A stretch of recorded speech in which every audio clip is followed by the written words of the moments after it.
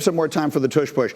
But I'm just finding out about this. Graziano, the players in the 2028 Olympics is something that they're going to vote on this week. What is this about? Allowing NFL players to participate in flag football in the 2028 Olympics in Los Angeles. It would be one player maximum per team, and there's all kinds of stuff in the proposal about protection, salary cap credit if somebody gets hurt, and minimum standards for playing surfaces and all that. But it is possible that you would see NFL players playing flag football in the Los Angeles Olympics in 2028 if this passes. I can tell you, having worked for the league for the last 9 years, flag football might be their biggest priority and their widest range of what they want to do with this. That said, it's right before the season starts, Summer Olympics. I've seen Edwin Diaz in baseball shred his knee in the World Baseball Classic.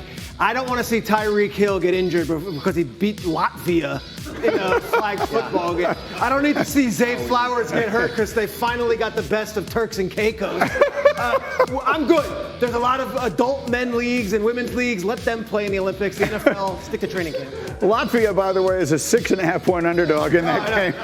Artis Urbe playing for Latvia this week. Okay, and then finally, Graziano, this is the one I wanted to save the most time for because this is the one that fascinates me. I have been arguing for this for 25 years. They're going to vote on reseeding or redoing how they do the seeding in the playoffs. Yeah, if this proposal were to pass, a division winner wouldn't automatically get a top 4 seed in a home game. Division winners would all qualify for the playoffs, but then they would seed it according to record. And that would be a critical difference because, you know, if you have a 10-7 division winner, a 9-8 division winner that would host what was it last year? The Vikings went on the road, right? They're 14-3. Correct. And they had to play on the road at the Rams 10-7. This would not be the case under the new proposal, as you see here. If the exact standings from last year had happened again under the new proposal, you see on the right the way it would have been seeded. Rams at Eagles, first round. Buccaneers at Vikings. Packers at Commanders. I am 100% in favor of this idea. I've said it before and I'll say it again. I like anything that makes the regular season more important. And that's what people have to understand. Owners have historically resisted this change because they love the idea that winning your division gets you a home playoff game. Right. But there's concern. Last year's Week 18 was non-competitive in a lot of, there were maybe 1 or 2 games that mattered. And if they expand it to 18-game regular season, that problem could only get worse. So the idea would be maybe this incentivized teams who would rest their starters in the final week of the season to not do that. The Rams are a good example of that. They didn't have to play the last week of the season because it was the difference between getting the 3 or the 4, and they didn't think that was a big deal. If they had all of a sudden been the 6 or the 7, it would have mattered. Dominique, this is a perfect illustration of what you said last week. When I talked about de-incentivizing losing, you said, no, Greeny, you're looking at it backwards. Incentivize winning. This would incentivize winning right to the end of the season. I love it. Do you? I mean, I get what you're saying, but I don't love this particular solution because we can't act as if there isn't a cost. Right now, the intensity of the rivalries in the division and the fact that winning the division means something, it matters and it makes the games more fun. And you see that different divisions in football develop different styles of play in order to beat each other, which then makes it even more exciting when we get into the playoffs. So, like, I understand. I can't disagree with you about the Week 18 problem and potentially Week 19 problem, but I do think that we have to acknowledge that it comes with the cost. And the cost is to be like all the other sports where the divisions don't matter nearly as much. And right now, I love that the divisions matter a lot. I love that in the offseason, teams are spending a lot of their time developing their roster and their schemes to beat the guys in front of them. It matters and it's fun to me. What do you think? I think it dilutes rivalries, like Nick is saying. I also think if you're a fan of the Cleveland Browns right now, you haven't hosted a playoff game since 1995. You haven't. But right now in May and in June and July, you're thinking, this is the year we're going to host a playoff game, and I'll be in that building. The Jets have been since 2003. The Raiders have been since 2003. Just a few years back, the Lions had that Sunday night home playoff game, and Mike Tirico was on the call and was like, this is for the generations of fans who have not seen a home playoff game. I think for the owners, they look at it and say, we have a 1 in 4 chance of having that happen. I think that still carries a lot of weight and a lot of value to those fan bases. I would hate to dilute that and say, you won the division, but you actually had less losses, so you can't have a home game. Sorry, fans.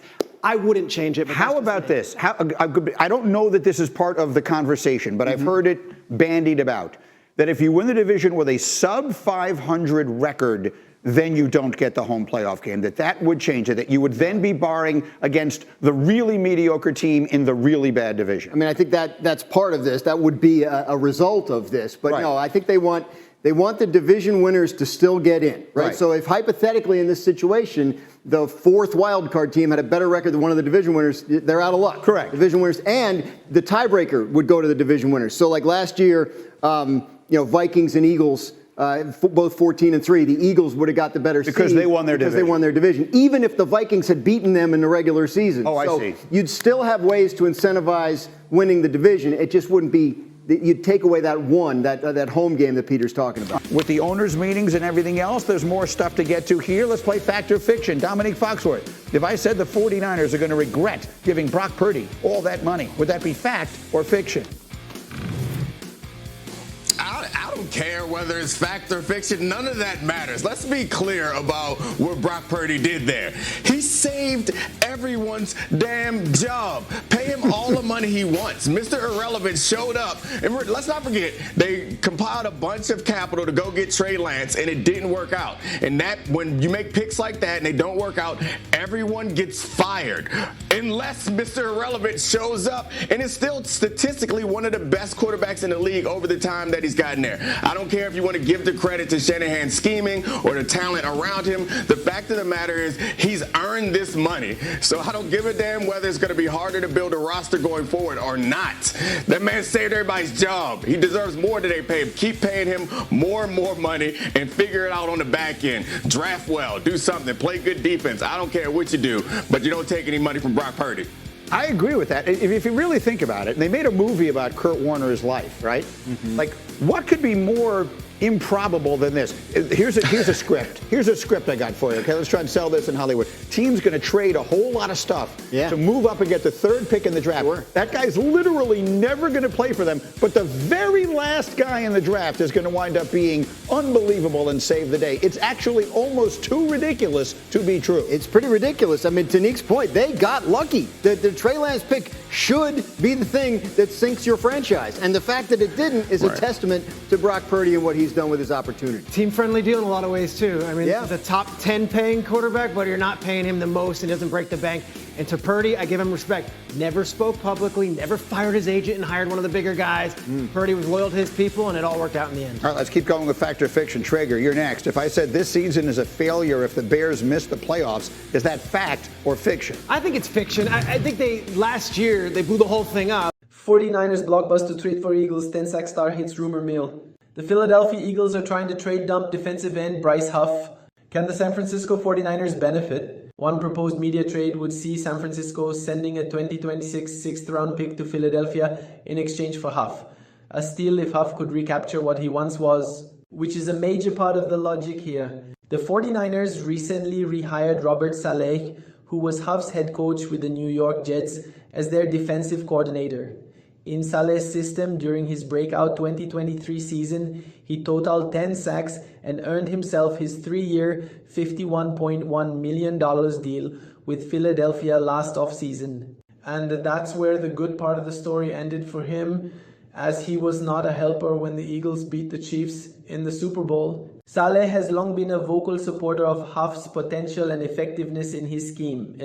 So why not try it again? The 49ers have a clear need for additional edge depth behind Nick Bosa. Huff could slot into a rotation with Yetur Gross-Matos, who's expected to handle early down responsibilities. Huff, meanwhile, could be deployed in pure pass rush packages, maximizing his explosiveness without the burden of run defense duties. The Eagles want to trade Huff for cap relief, and San Francisco can counter here by giving up the low future pick and with GM John Lynch asking Philly to pay some of the contract. Are they pass rusher needy in San Francisco? Not enough to pay $51 million, but maybe enough to work out a way for Saleh and the 49ers to fix a once standout player. And you, fan, what do you think about Bryce Huff's situation? Leave your opinion in the comments.